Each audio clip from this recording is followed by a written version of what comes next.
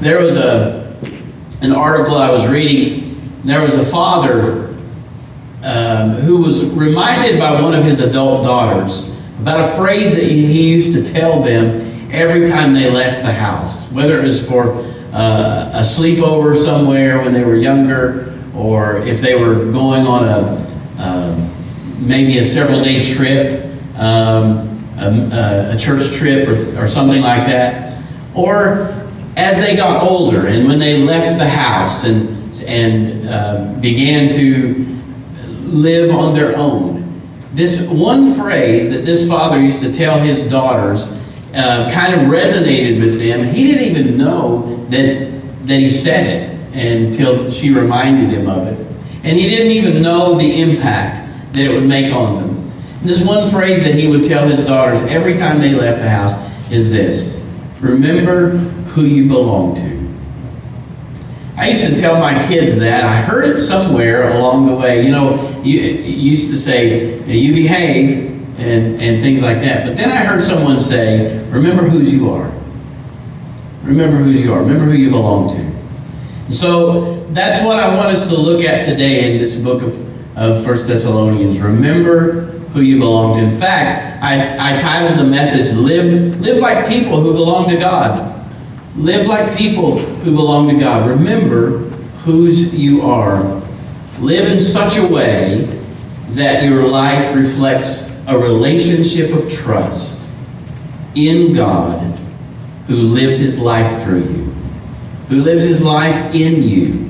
He lives his life as you. And our joy is to be able to live a life that reflects that trusting relationship in a God who lives in us.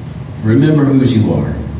And so this morning, the text that we're going to look at, it almost seems as if there's some rumbling that has started going on. Can't imagine that would happen in a church. There's some rumbling that started happening. Some questions, perhaps. We don't know. A lot of times when we read these letters that Paul writes to the churches, we're only getting one side of the story.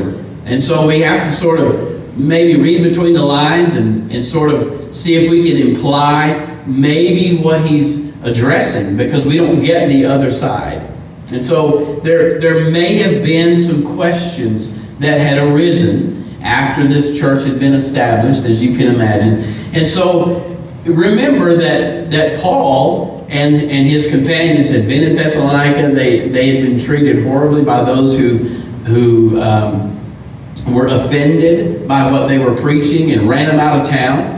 And they went to Berea, and then they heard that what was going on in Berea, and so they went over there and ran them out of town. And Paul leaves Timothy and Silas there in Berea to minister, and he goes on to Athens, and eventually they reconvene back in Corinth. And Paul is really concerned about this church in Thessalonica, and so he sends Timothy back to check on them.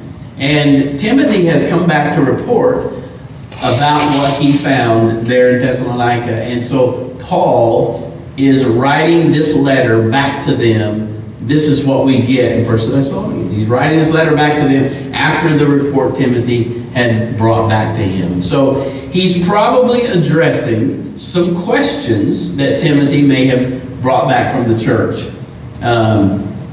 We don't know for sure, but that's sort of the way I read it. And so that's what we're going to look at today. And I want us to look at four things, four marks of an effective church. And you can take these individually too, because really the individuals is what make up a church. But because this is written to a church body, I want us to kind of keep that focus. Four marks of an effective church. And we're going to look at those things. And these phrases, as I've been reading this text all week, these four phrases jumped out of the text to me. You may go home and read it and find other phrases that jump out to you, but these were the four things that sort of jumped off the page and spoke to my heart. And I feel like that there are four kind of marks of what an effective church looks like. And I'm going to give you those phrases, and then we're going to talk to them. The first one is the boldness to speak the gospel of God. The boldness to speak the gospel of God in the midst of opposition. That's a mark of an effective church and an effective believer. The boldness to speak the gospel of God. The second phrase or mark of an effective church is that they are approved by God to be entrusted with the gospel. Approved by God to be entrusted with the gospel. Wow.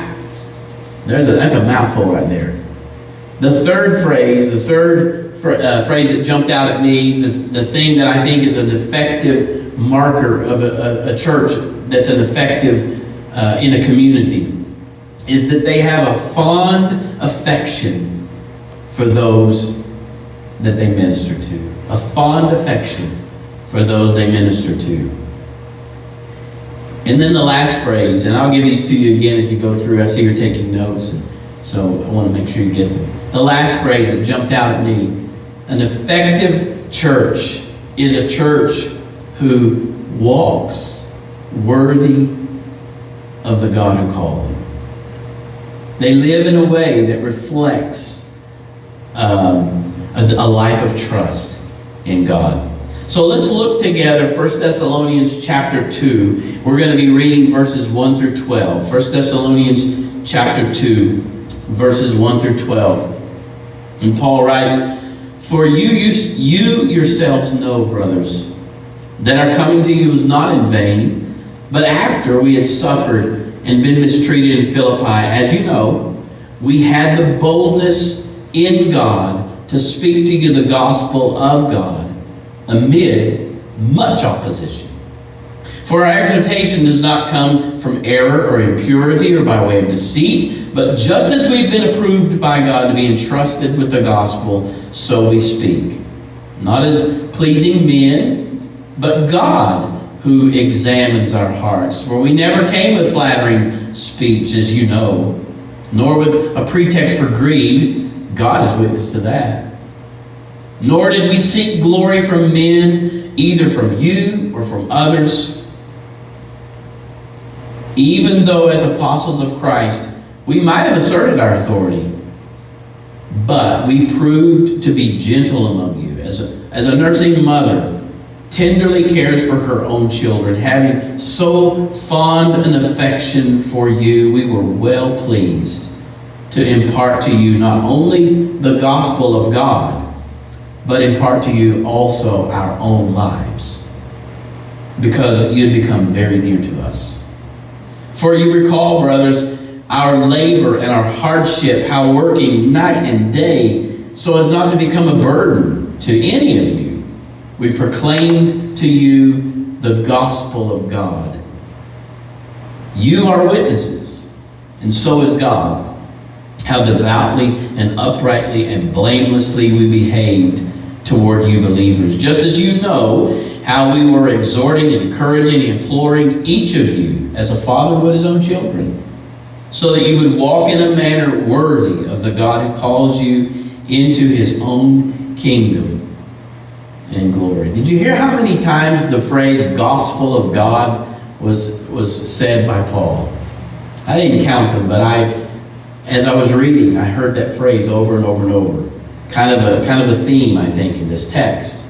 So let's look at verses 1 and 2. The boldness to speak the gospel of God amid opposition. For you yourselves know, Paul says. Upon reading these verses, it's almost as if Paul is addressing a question that may have come up from those who were opposing Paul's and Timothy and Silas's ministry. A question that might have come up that said something like, these guys just travel around and spew out words and stuff, and there's nothing to it. Why are y'all listening to that stuff? Maybe that might have been a concern. It seems as if there were some questions about those, or from those who opposed this ministry, whether it was genuine, whether it was authentic. And so Paul seems to be defending that a little bit in these first two verses. He says, you yourselves know you know that what we brought to you was authentic. Look back in chapter 1. You remember what he said in chapter 1, verse 5? He says, our gospel that we taught, that we preached to you, didn't come to you in word only. No, it came in power and in the Holy Spirit and with full conviction that what we said is true.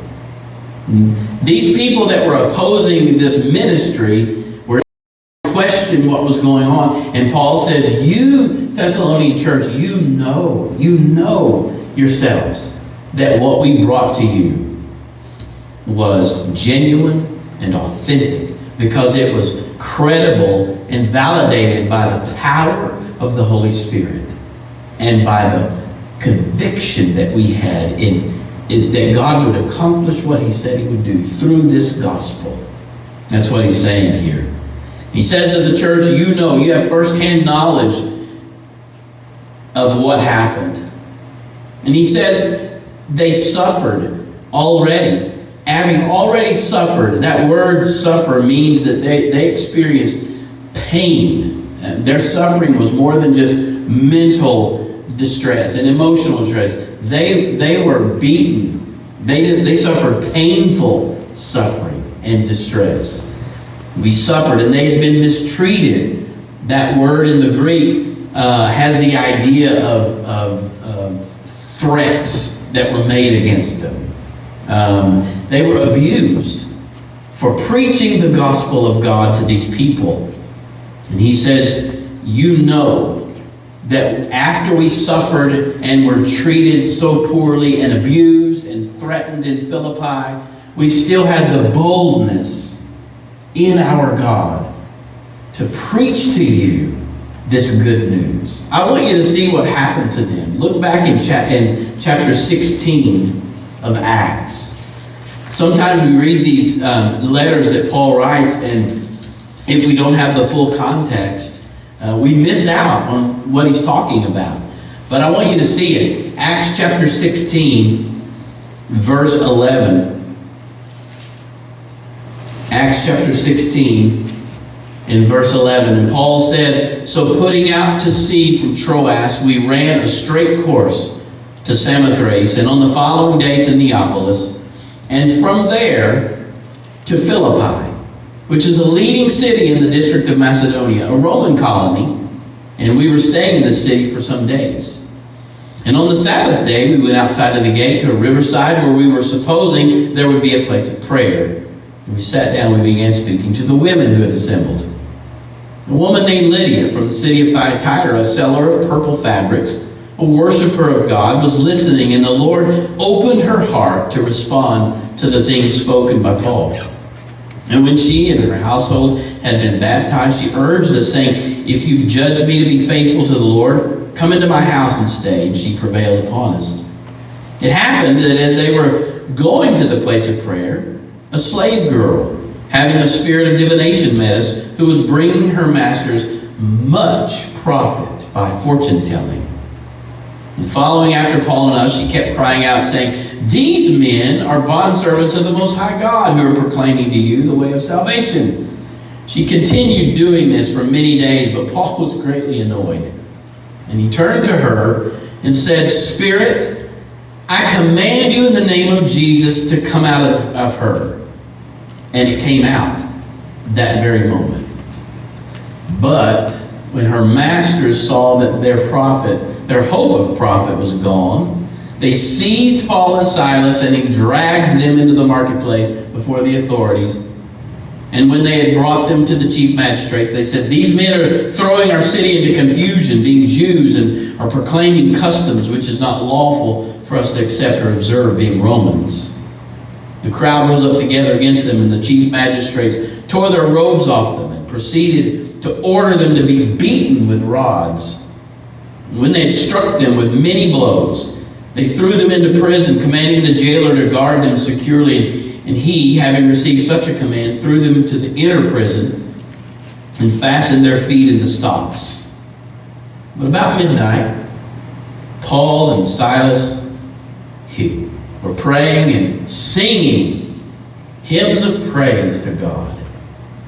And the prisoners were listening to them, and suddenly there came a great earthquake, so that the foundations of the prison were shaken, and immediately all the doors were opened, and everyone's chains unfastened. And the jailer awoke and saw the prison doors open. He drew out his sword and was about to kill himself, supposing that the prisoners had escaped. But Paul cried out with a loud voice, saying, "Do not harm yourself, for we're all here." And he called for the lights and rushed in, and trembling with fear, he fell down before Paul and Silas. And after he brought them out, he said, "Sirs, what must I do to be saved?" And they said, "Believe in the Lord Jesus, and you will be saved and your household." And they spoke the word of the Lord to him together with all who were in his house. And he took them that very hour of the night and washed their wounds, and immediately he was baptized, he and all his household. And he brought them into his house and set food before them, and rejoiced greatly, having believed in God with his whole household. And when the day came, the chief magistrates sent to their policemen, saying, "Release those men." And the jailer reported these words to Paul, saying, "The chief magistrates have sent to release you. Therefore come now and go in peace." And Paul said to them, "They have beaten us in public without a trial. Men who are Romans. They throw us into prison, and now they're sending us away in secret. No. Let them come themselves and bring us out." The policemen reported these words to the chief magistrates, and they were afraid when they heard that they were Romans. And they came and appealed to them, and when they had brought them out, they begged them to leave the city. And they went out of the prison and entered the house of Lydia. And they saw the brothers and encouraged them and departed. And you can see the treatment that they had in Philippi. And I don't know that we get even the full picture, but Paul says we were beaten with rods.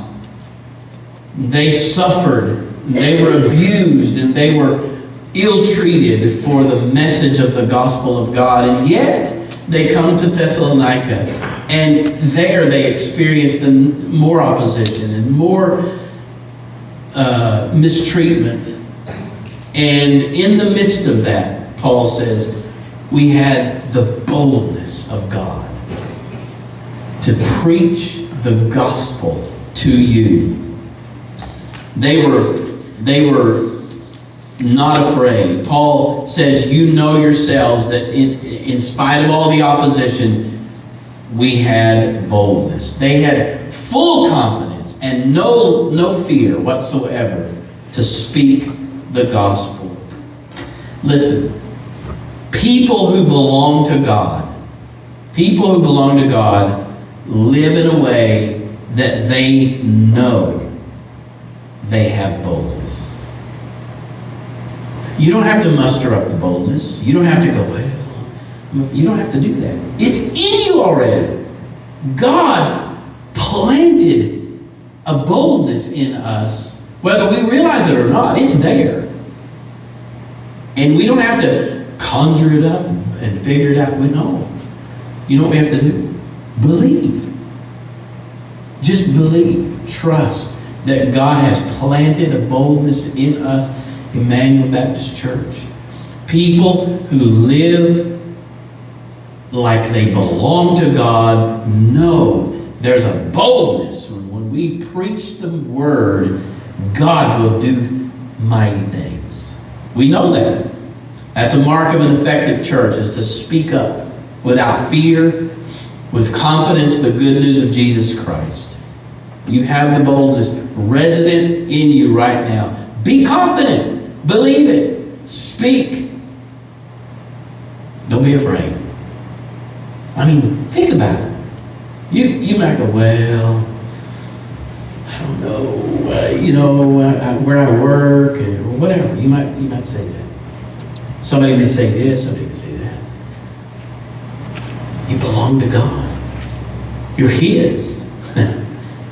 I mean, we're His. He has fully equipped us with everything to speak with confidence.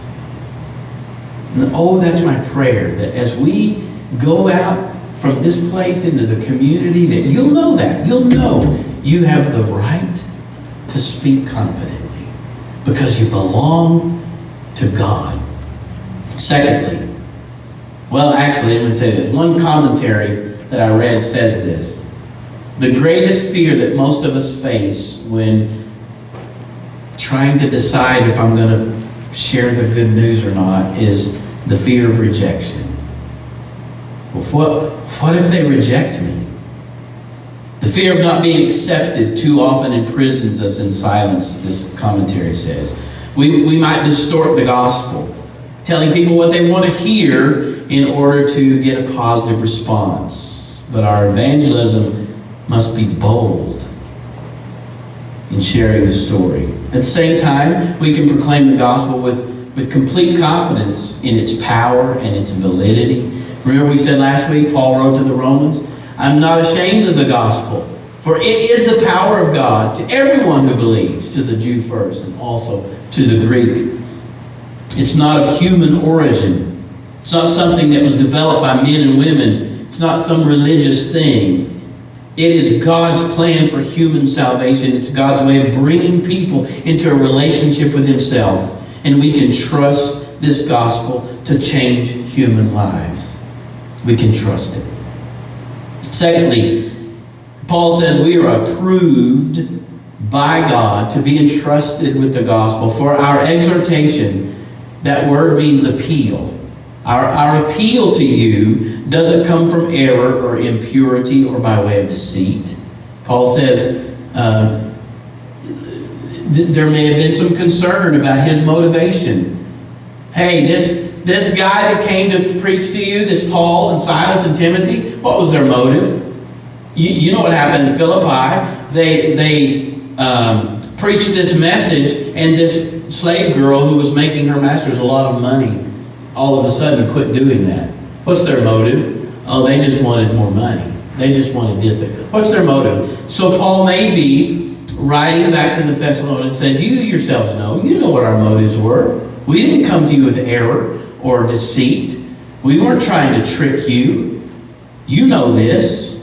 Just as we have been approved by God to be entrusted with the gospel, that's what we speak.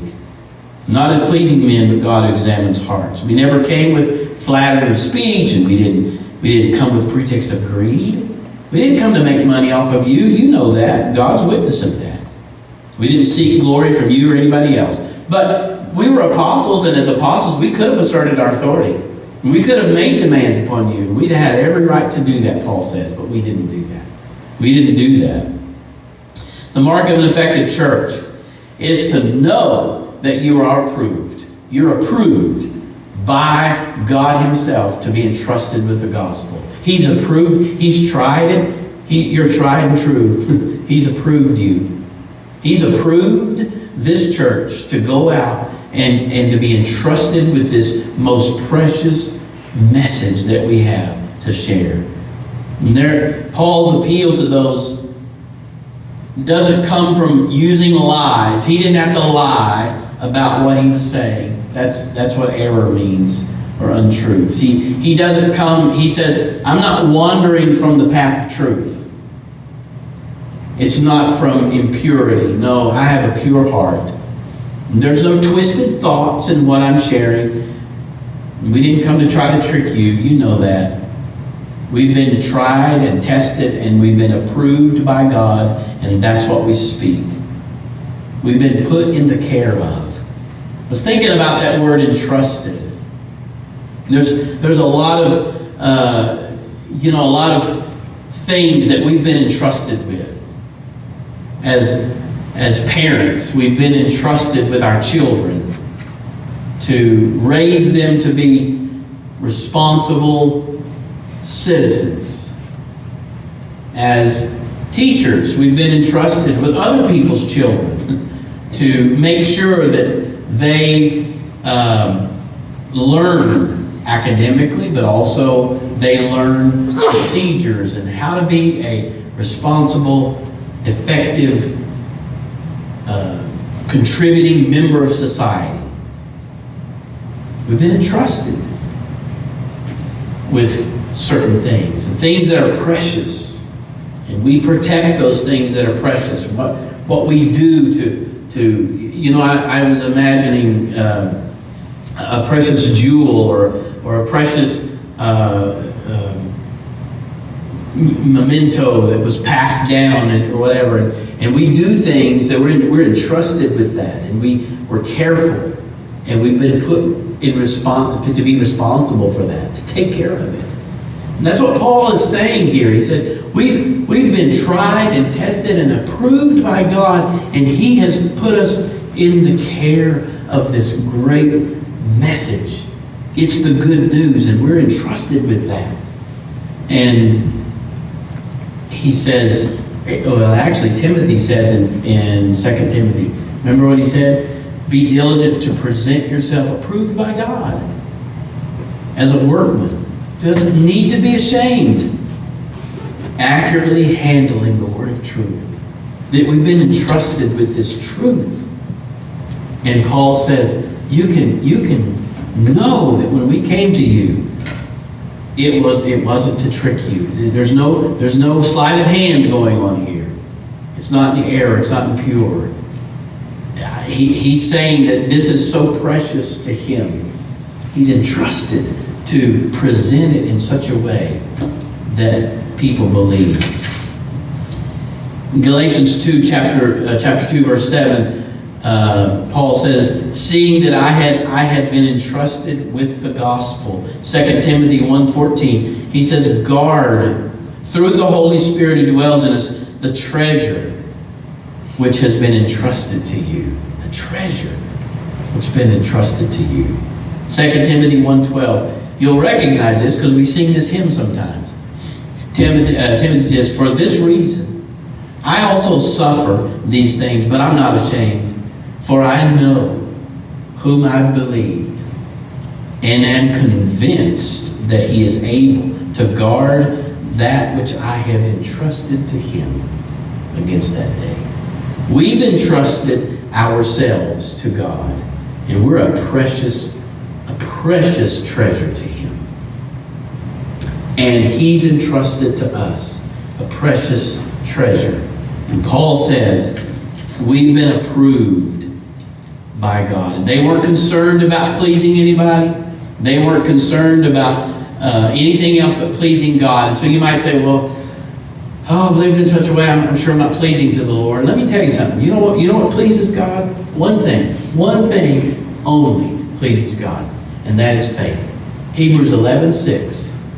Hebrews 11:6. He says, in fact, look at that, so you know I'm not lying. I wouldn't lie to you, would I? You never know. Hebrews 11:6. And you know it comes in that chapter right before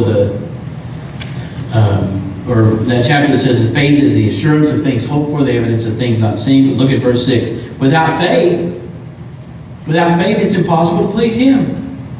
And we have to read that the antithesis of that. But with faith, it's possible to please Him.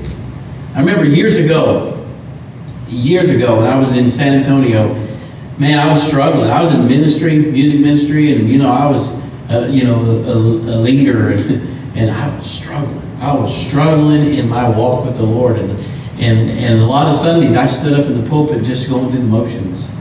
It was hard because I was struggling personally, and things were going on in my life, and I talked to a pastor friend of mine, and I said, man, I just feel like I'm such a disappointment to God. Such a disappointment. And you know what he told me? He said, you know what I hear? I hear a heart of faith. Well, that's not what it sounded like to me. It sounded like doubt to me. He said, I hear a heart of faith. He said to me, Hebrews 11:6 says, without faith it's impossible to please God. But he said, you're expressing a heart of faith. Just because we doubt doesn't mean we don't have faith. And he said, faith pleases God. God just wants to see our faith. And faith is nothing more than just believing Him, trusting Him. When we were children, when I was a child anyway, I don't know about you, I'll speak for me. When I was a child, I absolutely trusted my dad hands down, my parents, I didn't think they would let me down. You know what I mean? I trusted them. I believed that if I jumped, he was going to catch me. I believed that. It was just a childlike faith. I trusted it. And that's what pleases God, just our relaxing in who he is. He's our daddy, and we believe him and we trust him. And Paul says we've been entrusted with this precious treasure, and that's what we're sharing. And that's a mark of an effective church, to recognize that we've been entrusted with a precious truth, and we can share it with other people and know that it will accomplish what it sets out to do. And then he says, having a fond affection in verse 7, he says, we prove to be gentle among you, just like a nursing mother tenderly cares for her children. Having so fond an affection for you, we were well pleased to impart to you not only the gospel. And so Paul says, we didn't just give you the gospel of God, but we gave you our very lives. We had such an affection for you that we gave you our own lives because you'd become very dear to us. And he says, you recall, brothers, remember when we were with you? We didn't depend on you to provide food. We didn't depend on you to provide a living. No, we worked hard, day and night, labored so that we wouldn't be a burden to you because we were concerned about proclaiming the gospel of God to you. That's what Paul says. Paul and the apostles would have been justified in making demands, but they were gentle like a mother taking care of her own children. And so people who belong to God live with a tender affection toward other people. A tender affection. Remember back in chapter 1, remember what happened to this church? Remember what happened in verse 9? They turned to God from idols to serve. They had such an affection for the people that they had given this message to, that they'd been entrusted with, that they gave their own lives because those people had become so dear to them. And I think as a church, the people that God brings to us, we need to have that kind of fond affection for those that we're entrusted with. I don't know what you think about the movie, the book, The Shack. And I know it came out a few years ago, and there was a lot of controversy, thank you, over that movie because of how it portrayed God and all that stuff. Not going to talk about that. But there was one phrase in that book and in that movie that really gripped me. And it was a scene in which the main character of the book was with God, and every time the person who was portraying God was thought about one of his. This is what he said. I'm very fond of him. I'm very fond of him. We don't say that a lot in our society today, do we? But there's something about that phrase, I'm very fond of you. That's God's message to you as a church. He's very fond of you. And Paul wanted the people of Thessalonia to know we have been entrusted with this good news, and we have such a fondness for you that we came to you like a mother would take care of her own children. We dedicated our lives to you. And then last he says, walk in a manner worthy of God. He says, you are witnesses, and so is God, how devoutly and uprightly and blamelessly we behave toward you believers. Just as you know how we were exhorting and encouraging, imploring each of you as a father would his own children. So not only treating them as a mother would her own children, but as a father. Mother nurtures and cares for the picture of a nursing mother, but a father is the one who, in this context, who would have provided the teaching and the training and the discipline and all those kinds of things. Just as a father would his own children, so that you would walk in a manner worthy of the God who calls you into his kingdom. And really that phrase, I've struggled with that phrase over the years, almost as if it's a command, almost as if it's like, you better walk worthy of God. You better do something so that he knows you're worthy of him. And really that's not what it is at all. Because the truth is, he's the one that called us. And he's the one that saved us. And he's the one that made us worthy. We're worthy. Not on the basis of anything that we did to deserve it. Because we didn't. That our worth is not that. And it's really not about our worth. It's about the conduct in which we live. The word walk means live. Live worthily.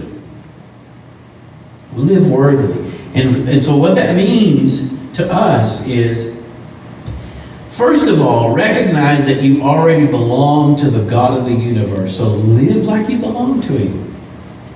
Live worthily of that. You don't have to be ashamed. You don't have to be, when you sin and stumble, you don't have to go, oh my gosh, I'm not worthy of his love. Yes, you are. There's nothing you can do to ever change that. And there's nothing you can do to ever make it any worse or any better. He indwells us. And he wants us to recognize that he has called us to himself. He has such a fondness for us. And he just wants us to live in that truth. He wants us to live every day like people who belong to God. Remember whose you are. When your children leave your household, hey, remember who you belong to. Live like you belong to this family. And that's what he's saying. Live like you belong to the family of God. In church, that's a mark of an effective church. When we leave these walls and go out there to live our lives in such a way that people recognize, hey, they belong to God. They belong to God. Paul says that they belong to God and their behavior reflected that devotion to him. They weren't doing it to gain. They were doing it because.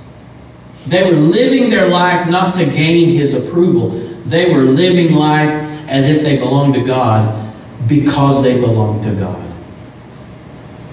And if you're struggling with that, let me tell you this.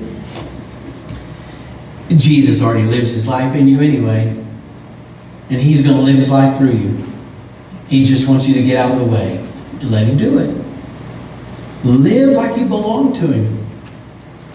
They were just in their actions toward the Thessalonians, and their consciences were clear when they lived among them. 4 marks of an effective church. Leave today knowing you have the boldness to speak the truth. Leave today knowing that you've been entrusted with a precious message. Leave today knowing that you have a fondness for other people. It's in you.